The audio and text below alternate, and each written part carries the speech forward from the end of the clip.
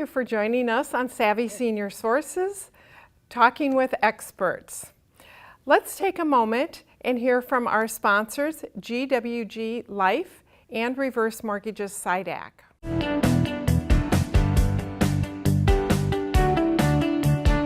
Provide for your long-term care. Convert your life insurance towards payments for long-term care. If you are concerned about future health care, you can convert your life insurance to pay for home care or assisted living.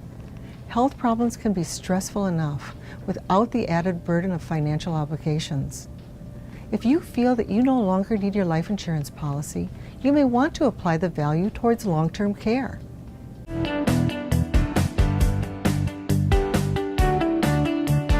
Hi, I'm Beth Paterson, a certified reverse mortgage professional with Reverse Mortgages SIDAC. Mike and Carol decided that they needed a one-level home to fit their changing health needs. They used the reverse mortgage to purchase their new home instead of using conventional financing. This has benefited them greatly. Barbara decided to do a reverse mortgage to pay off her conventional loan that she was making monthly payments on.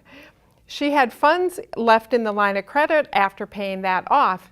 And a year or so later, when she fell and broke her shoulder, she was able to tap those lines of credit to pay for her home care. As she said, she would have been up the creek without a paddle without the reverse mortgage. If you'd like information on how to receive security, independence, dignity, and control in your retirement years, contact us. Hi, welcome to today's episode of Savvy Senior Sources, Talking with Experts. Savvy Senior Sources guide your way through resources A to V for seniors, boomers, caregivers, and their adult children. I'd like to take a moment to say thank you to our sponsors, GWG Life and Reverse Mortgages SIDAC, for making the show possible. I'm your host, Beth Paterson, with Savvy Senior Sources, but also with Reverse Mortgages SIDAC. I'd like to welcome my guest co-host today, Mary Rempfer, who is a professional in the senior industry, licensed social worker, worked in home care, and is now a caregiver. Which is a perfect topic for today.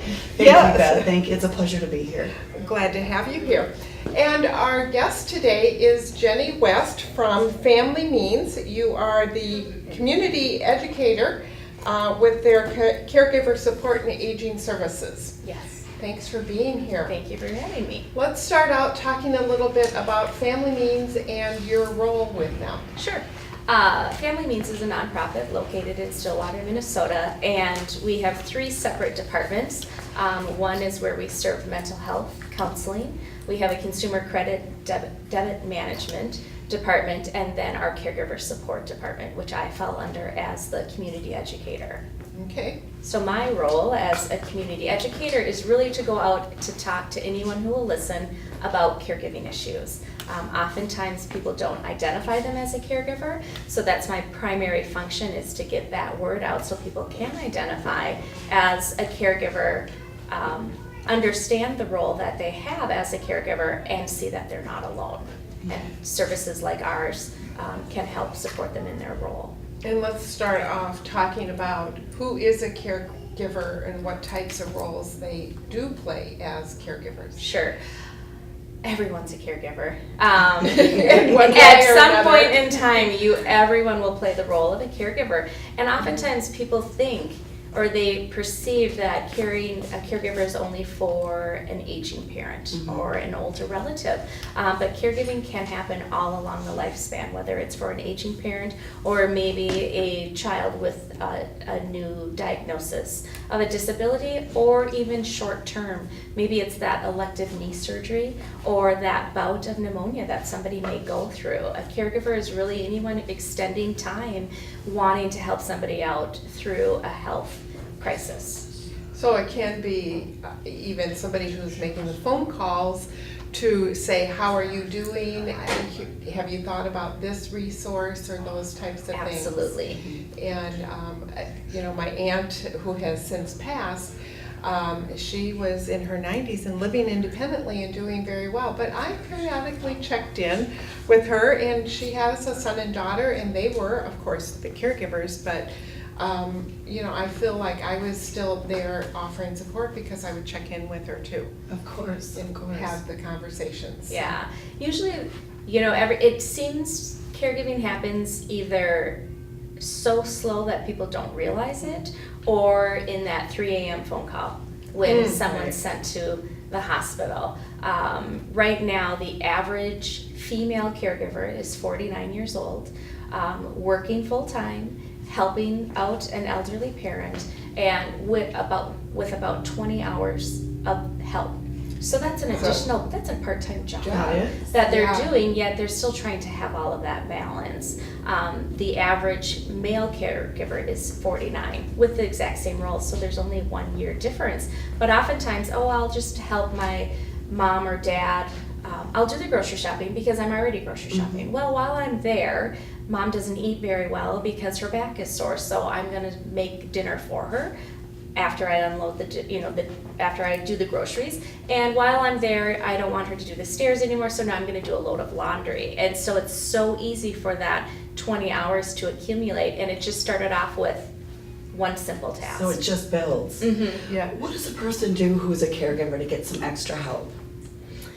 I think the first thing that they have to do is identify that they are a caregiver, because again, you can be a caregiver for your parent, you can be a caregiver for your spouse or partner or your neighbor. You can be that person that calls occasionally or that primary person. So really identifying that this is a role that I am now in, and that helps you also with your comfort zone of what you're doing. So developing a plan, once you identify, having a plan in place. Who can I access? Where can I find services in the community? And then to execute that with more confidence is a great way to start out in that caregiving role. But oftentimes we don't want to take those extra 10 minutes to think about that. We just want to complete that task and do it. So really, even as you identify the role, stepping back and saying, okay, how can I do this successfully and not pulling my hair out, not stressful. And taking care of yourself at your own time. Absolutely.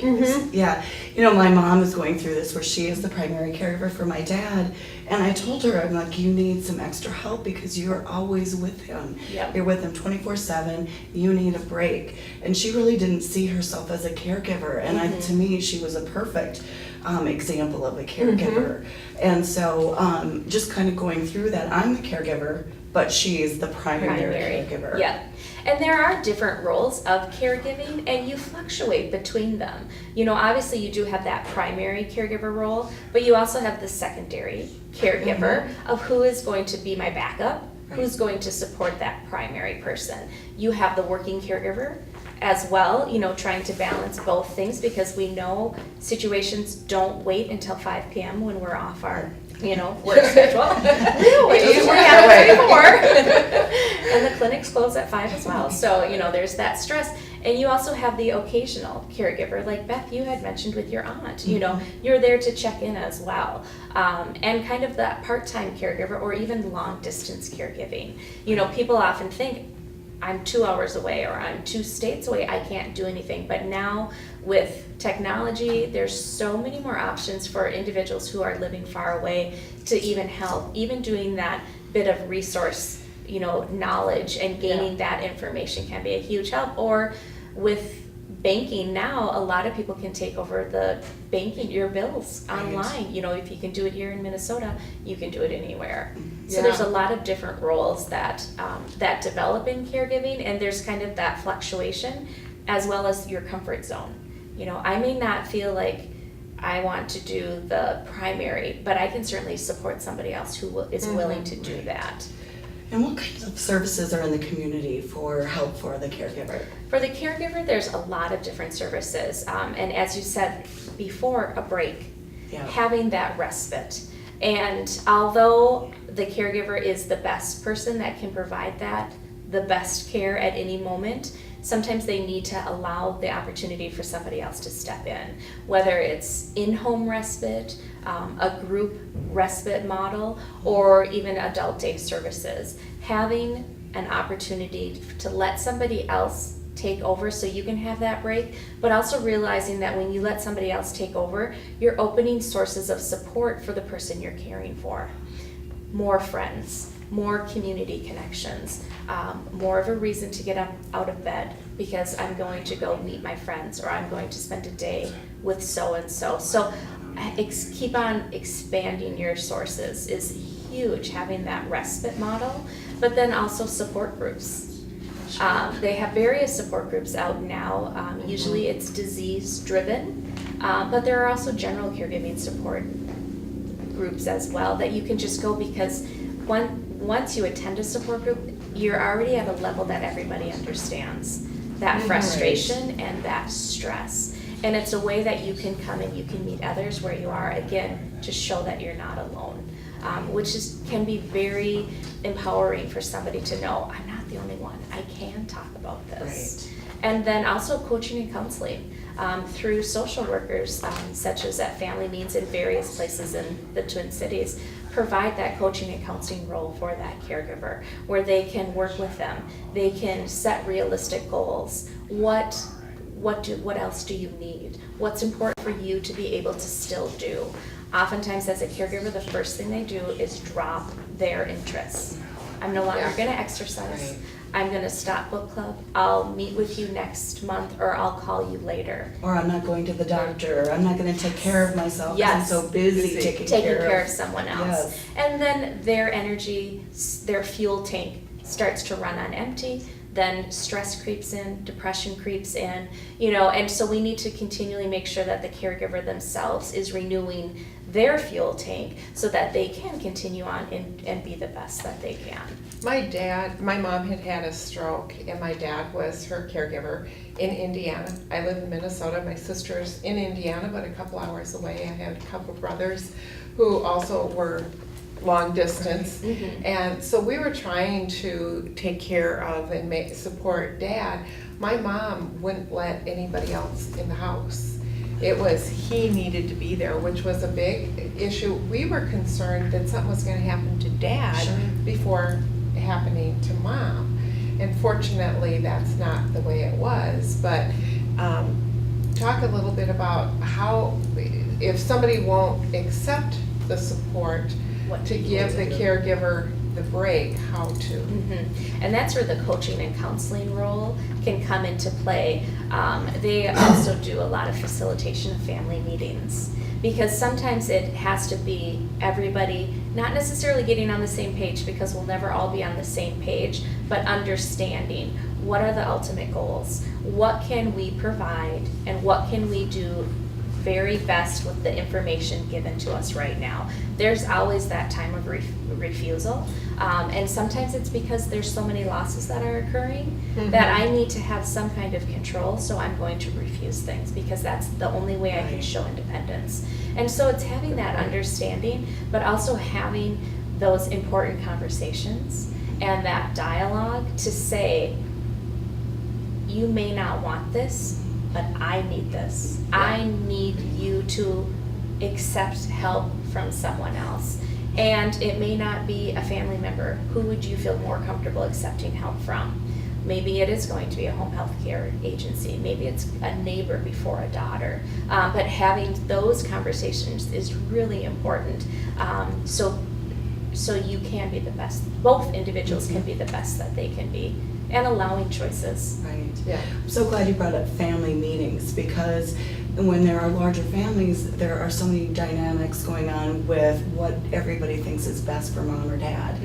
And so having an outside professional come in to facilitate that absolutely has to help. Yes. And like you said, not everybody has to be on the same page, but understand what the goals are that Mom and Dad have, not what our goals are, but what are their goals. And family meetings are so important to bring up the values of what the individual wants, because it's easier if I hear it from Mom versus my sister, Right. And if we hear it all at the same time, okay, that leads us to forward thinking of being said, okay, this is Mom's values, these are her priorities, this is what she wants. It's not then what the opinions of everybody else is. So hearing it from the individual is so meaningful and can really help the family not necessarily get on that page, but come together to say, okay, this is what she wants, how are we going to get there? I can do this, oh, I'm willing to do X, Y, and Z, well, then I can do this, and then everybody's working together towards one goal. Right. Then the other thing that comes into play with the family and the family, when there's more than one child, I hear, well, so-and-so's not really doing anything. Right. Mhm. I'm the one here doing this, but there's different roles different people can play, and maybe one person has better skills, and maybe, you know, you're better at taking care of the finances or that, and the other one is just doing the phone calls. Yep. That's still a role. Divide and Absolutely. conquer. Yep. Mhm. And to play at what your strengths are. Again, when caregiving comes into play, you've got financial situations, you've got personal care issues, you've got a decline in health. You know, there are several things that are happening, and some people don't feel comfortable in certain areas. So at those family meetings or having those discussions saying, wow, my brother will do my parents' taxes and all of the finances because that's his comfort zone. I'm not going to touch that with a 10-foot pole because that makes me really nervous. So, hey, mom and dad are going to come live with me. I'm totally fine with that because my brother's like, no, that's not comfortable for me. Right. So it's having those discussions to say when maybe a crisis arises, or when red flags become, or pink flags become red, you know, kind of those warning, let's step in and let's have my brother help out. And then we all know what everyone is going to do. And you contribute to what you feel comfortable and what your strength is, because when you're not comfortable, that's when that stress happens, and that's when burnout occurs. Right now, they have the average caregiving journey lasts 4.8 years. Wow. But That's a the long stress and the burnout for the caregiver is 4.4. Wow. So you're Wow. actually having that burnout Interesting. occur. And now with medical advancements and earlier detection of chronic diseases, our journey is going to be a lot longer. And so really looking at the forefront, what can we do for the caregivers? How can we have them identify that they are a caregiver, and how can they protect themselves in that new role that they're in? Jenny, what are some of the options in the community to pay for services to help the caregiver get the respite or a break or come in for personal care? What are some of the payer sources? Sure, a lot of the payer sources, depending on your annual income, is always private pay. Okay. There are different agencies will also have sliding fee based on your annual income. And then also your state, or here in Minnesota, we've got our elderly waiver program when they need additional services through the county. Okay. So there's several different options, and that's something that everybody needs to take a look at because the prices do vary. And sometimes, especially with older adults, like my own grandfather, you know, I'm going to stay in my home until you carry me out 2 feet first. You know, I hear okay. that all the time. Yeah, and 80% of individuals want to remain in their home. So sometimes it's having those conversations that they need to start the services earlier. Not during that crisis, but let's maximize and maintain your independence. Mhm. Let's have that home health care coming in before a fall, and again, you're building those community supports around you. Let's have Meals on Wheels delivered. Let's have, you know, your yard taken care of by somebody else so we can decrease that chance of falls. So allowing those services ahead of time to maintain and maximize their independence may be well worth it versus long-term care costs for multiple years. So prevention. Prevention. Yeah. And another option to pay is our sponsors, GWG Life, that does life settlements, Absolutely. converting life insurance policies into cash for people, so that they have the money to pay for the services, especially through private pay, or in conjunction to other things. Mhm. A reverse mortgage is another option if somebody is staying in their home and to pay for home care or services. Sometimes it can even be used to pay the salary. Either option, reverse mortgage or life settlement, can be used to pay the salary for the caregiver. If somebody needs to quit their job and, you know, take care of the parent, whether they move in with them or whether they're just going back and forth from home. But if they're doing a part-time job and trying to balance life, Mhm. Right. paying paying for that family member caregiver Absolutely. service. So Especially for that working caregiver, because right now 7 out of 10 caregivers are still working full-time. 7 out of 10. So there's Wow. still that Double. huge balance, and sometimes it does come down to the personal cares or that requirement of dad's not safe at home for 24 hours or even for 8 hours. I now need to leave my job. You know, he's still doing okay, but maybe it's a dementia diagnosis, and that's safety for him. And so people need to leave their jobs earlier than what they planned. yeah, we did a show with a woman who left her job to take care of her parents, and sharing her story and some of the resources Yeah. too. And even if you are at work, there are resources bringing in home care. Adult day services are an option, and to get that support, and that can also help with bathing or Yes. medications and meals. And you can know, which was another show that we also did, was on adult day services. Yeah. And we're doing shows on home care too, to talk about how you can still have the support. Yep. Plus, some of that bringing in the outside support means you can be the child when you Right. go to Absolutely. visit. Yep.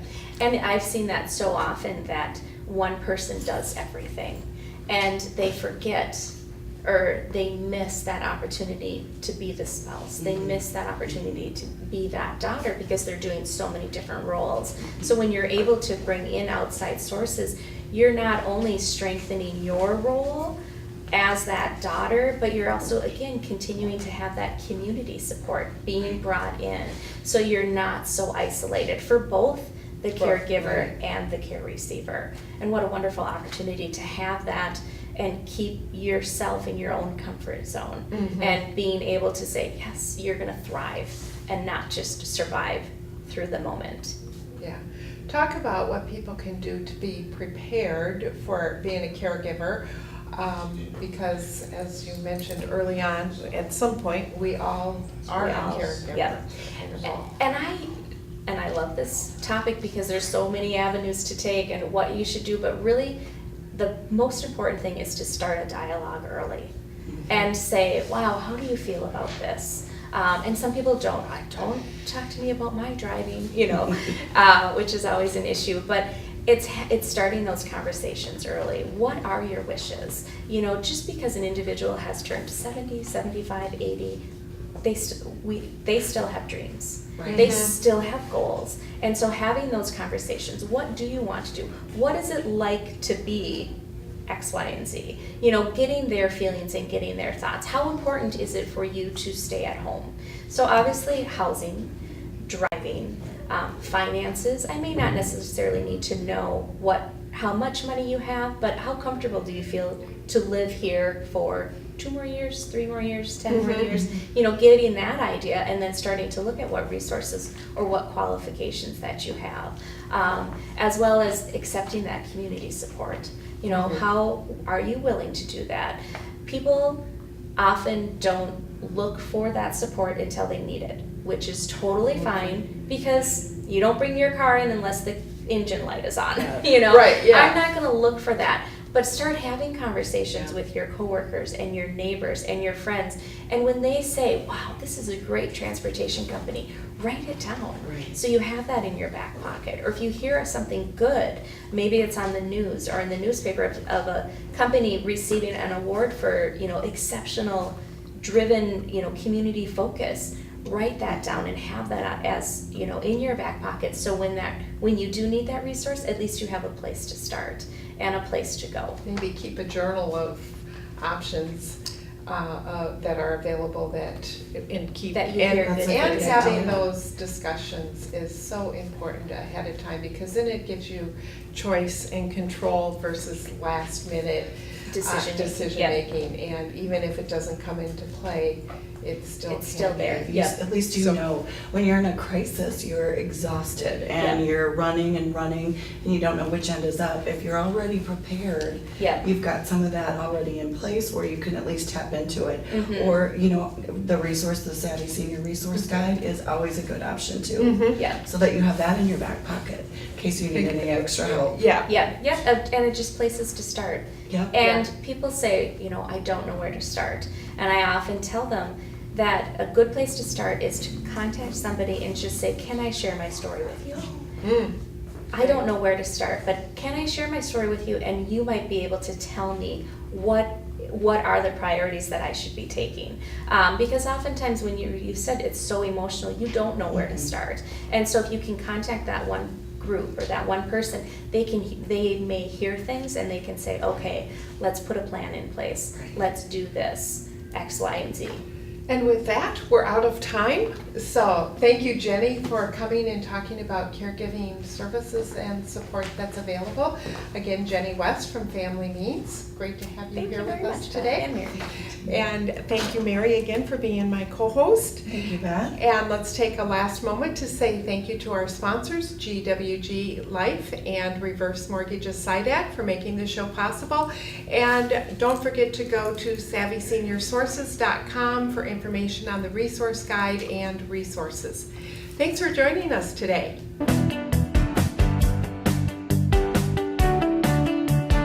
What is the secondary market for life insurance?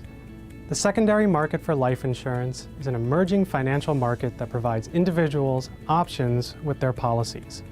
These options allow policyholders to benefit from the value of their life insurance. Policies are sometimes a financial burden, especially for seniors, as premiums often increase over time. The secondary market offers financial alternatives that can help policyholders benefit from their life insurance now.